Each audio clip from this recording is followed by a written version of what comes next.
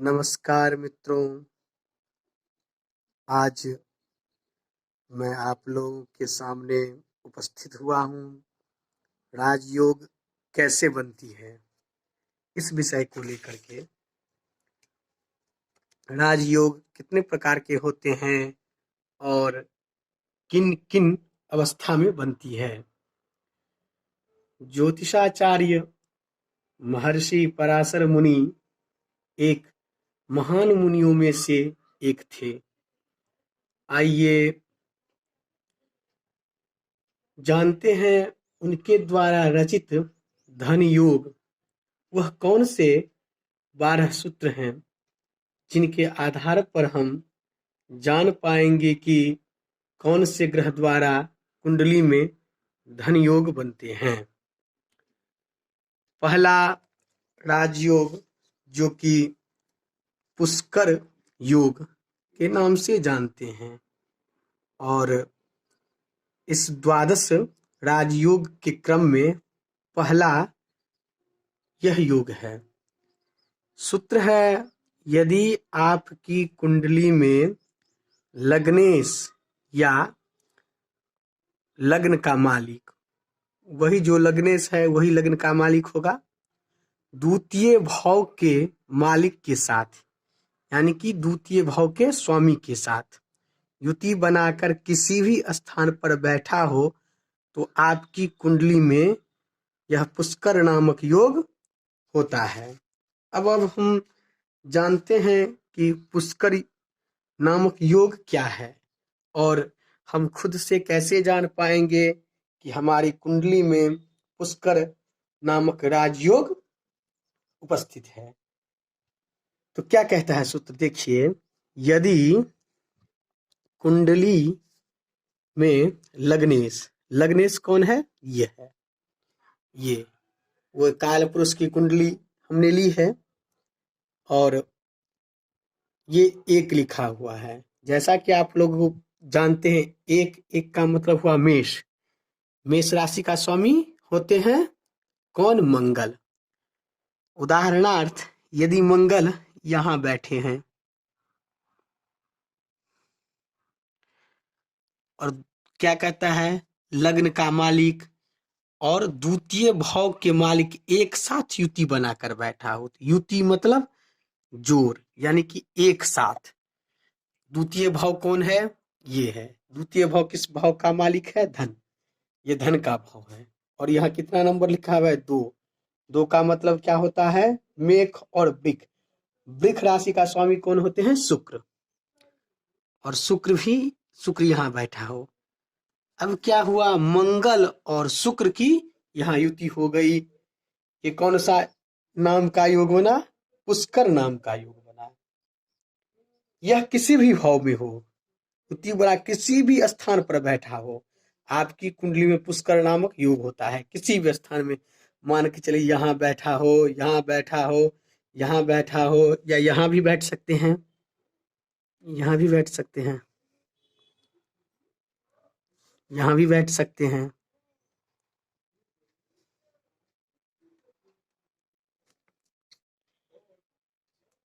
तो अगर ऐसी स्थिति आपकी कुंडली में बन रही है तो समझिए पुष्कर नाम के राजयोग हैं। यदि आपकी कुंडली में पुष्कर नाम के राजयोग हैं तो ऐसा योग बन रहा है, पुष्कर नाम का योग, तो आप अपने पूरे जीवन में धन की कमी महसूस नहीं करेंगे। आप अपने पूरे लाइफ में आपको पैतृक संपत्ति इत्यादि से आप परिपूर्ण होंगे। जैसा कि आप यहाँ देख रहे हैं, मंगल, मंगल मेष, वृष, मिथुन, कर्क, कर्क राशि में ये नीच के हो जाते हैं। तो इस समय क्या होगा, मंगल जो नीच राशि की हो रहे हैं तो इनका जो है इस योग का 100% फल प्राप्ति नहीं होगी, क्योंकि एक राशि यानी कि लग्नेश आपका नीच का है। तो इस मंगल का यदि आप उपाय करेंगे तो इसमें बल आ जाएगा और यह राजयोग काम करने लगेगा। वहीं अगर दसमस्त लग्नेश यदि दसमस्त हो जाए, वैसे ही ये राजयोग है। फिर भी यहाँ मंगल उच्च के हो रहे हैं और शुक्र के साथ युति है, और दोनों अंश बल से भी बली होनी चाहिए, और इन पे शुभ ग्रह की दृष्टि हो तो ये बहुत ही अच्छा माना जाता है। अगर इस स्थिति में है तो आप समझ लीजिए कि आपकी कुंडली में 100% यह योग काम करने वाला है। तो आप भी अपनी कुंडली निकालिए और देखिए, कहीं इस प्रकार का योग बन रहा हो तो आप भी राजयोग, पुष्कर राजयोग आपकी कुंडली में है और आप राजा के समान जिंदगी जी रहे हैं। अब आइए, इसी राजयोग के क्रम में दूसरा राजयोग का नाम है राजवृत्त योग। सूत्र कहती है, यदि आपकी लग्न कुंडली में तृतीय भाव का मालिक और द्वितीय भाव का मालिक यदि किसी भाव में युति बनाकर बैठ जाए तो इस युति को राजवृत्त योग से जानते हैं। जैसे ये है द्वितीय भाव, इसका स्वामी कौन है, इसका मालिक कौन है, वृषभ का शुक्र। शुक्र यदि यहाँ बैठ जाए, और तृतीय भाव का मालिक मिथुन, मिथुन का मालिक कौन है, बुध, बुध भी यहाँ बैठ जाए,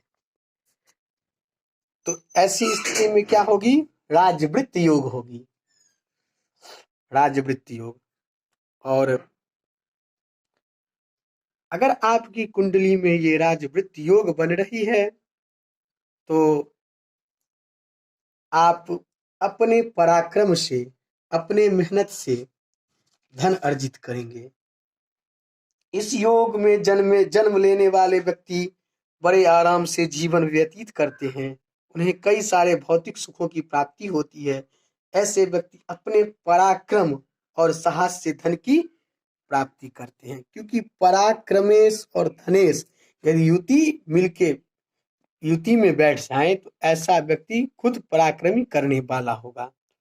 इस सिचुएशन में जैसे शुक्र स्वगृही है, लग्न का मालिक स्वगृही, और लग्न की मालिकी भी स्थिति अच्छी होनी चाहिए, और ये अंश बल से भी बली हो, बुद्ध भी अंश बल से बली हो, किसी पाप कर्तरी योग में ना हो, तो ऐसे में जातक को इस योग का पूर्ण फलीभूत होता है। नहीं, यदि मान के चलिए यही राजयोग यहां बन रही हो